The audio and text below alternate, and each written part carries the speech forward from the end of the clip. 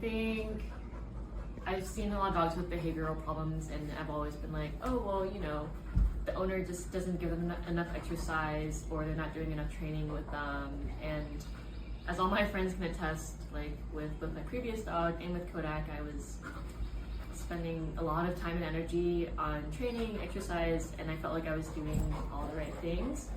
But he was just like dominating my entire life. Like my entire day was structured around him, because it's like, oh, well, he's being antsy, he's not letting me relax.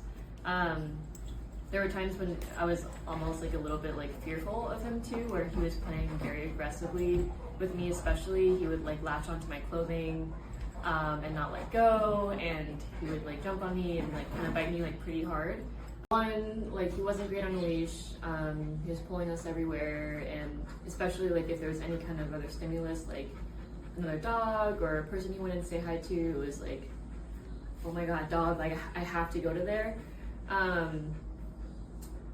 And then anytime we put him in a car, he was just like a couple minutes in, even 30 seconds into the car ride, he would just start like howling, barking at the top of his lungs like the whole time. And then especially if we had like friends or company over, he was very anxious the whole time, like jumping on people who didn't necessarily want a dog jumping on them. And just with this like anxious state, it was making us like change our behavior, where we're like, okay, well, we just like don't want to have people over anymore, which obviously isn't great. And given that, you know, he was less than one years old, I was like, okay, like most dogs live for many years, right? And it's like, if this is gonna be my life for 10 years, like I don't see that it's gonna work out.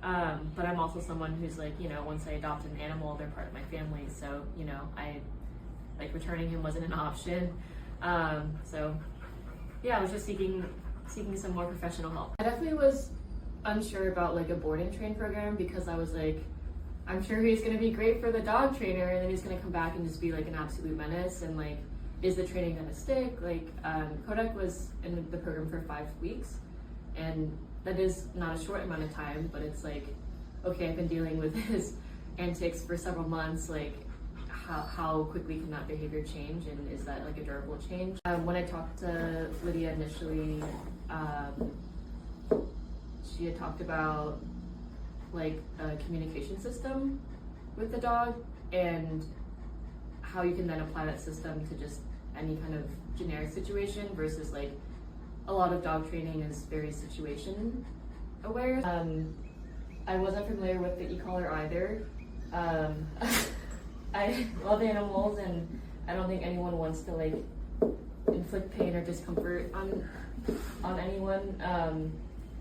So I did have some hesitancy around using the e-collar, but we rarely have to use it, and I feel like it's just like that peace of mind where his quality of life, knowing that we have that backup, like fail safe, where I know I can get his attention no matter what, like actually allows him more freedom. Speaking to like having company over, like after he came back from training, they were like, holy cow, is this the same dog? Like, you know, he'll say hi to them, and he'll kind of just like go lay down. Sometimes he'll settle,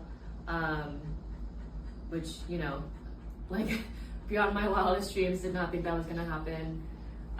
We're able to walk him off leash now because his recall is so reliable. Yeah, he's very calm in the car now. He hasn't barked in the car, I don't think, a single time since he came back from training. I think overall, like the training program really deepened our bond with him, and has made us just like so much more excited for our hopefully long years with him. And you know, he always was like a great dog with a lot of good qualities. It was just working out some of like the rough edges that we really needed help with.